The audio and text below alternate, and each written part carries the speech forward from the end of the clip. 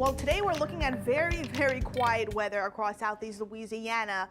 Beautiful sunshine, a few clouds here and there, but we actually have a ridge of high pressure that's building to the west that's going to move over our area, and our temperatures are going to warm up. They're going to respond, so we'll be in the 80s tomorrow. And as we head into our Saturday, right now temperatures are in the mid 70s. It's beautiful out there. Dew points are nice and low, so it's not muggy, and we have our winds out of the east-southeast at 11 miles per hour, so it's going to stay breezy as we wrap up today. Here's a look at your temperatures. 73 in Belle Chasse, upper 70s in Buras, on the North Shore 74 in Hammond, and 74 degrees in Slidell. Dew points are nice and low, so everybody enjoying that less humid feel before it climbs as we head into tomorrow. So winds and wind gusts, again, not that bad. We are dealing with a light breeze out of the east-southeast in many spots with stronger wind gusts of 14 miles per hour in Grand Isle and Shell Beach, and that's indicated in yellow. And again, winds will stick around as we go through today. As we take a look at the radar and satellite, very quiet, lots of sunshine, seeing some cloudiness off to the west, and we'll see those clouds eventually move into the area as we go through the overnight. So tomorrow we'll be starting off with mostly to partly cloudy skies.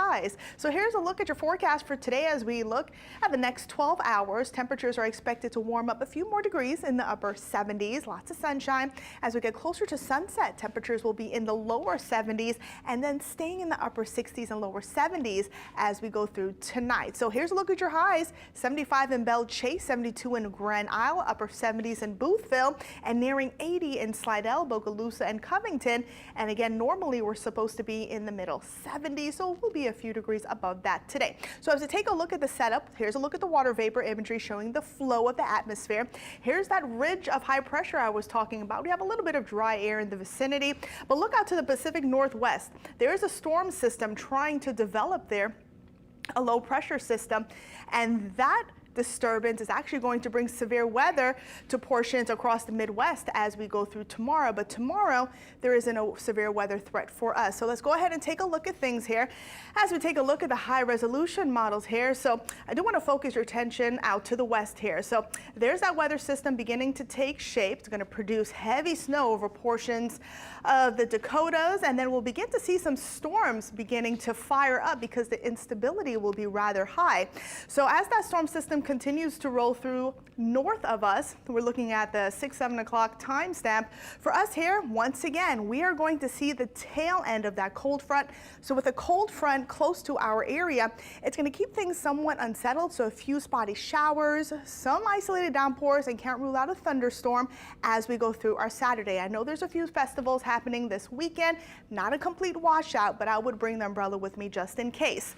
So as we go through your Saturday, some clouds here and there, and again, a few isolated downpours, some showers are possible as we go through today. So here's the severe weather threat I was talking about across the Midwest and also across the Mississippi Valley, where many spots are under an enhanced or a slight risk, which is a level 2 and level 3.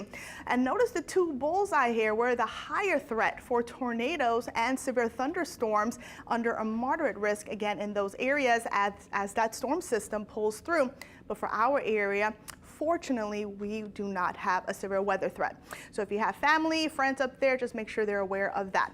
Here's a look at your 7-day, a pleasant day, upper 70s, plenty of sunshine. And then tomorrow morning, we're actually be starting off rather mild in the upper 60s and lower 70s. A few spotty showers are possible, lower 80s. Saturday is April 1st, and it's going to feel spring-like, temperatures in the middle 80s, and a few isolated showers and storms are possible. So when that cold front eventually moves through the area, we'll begin to see cooler temperatures, upper 70s. A few showers and storms are possible, but we'll definitely feel the humidity will be much lower as we wrap up your Sunday.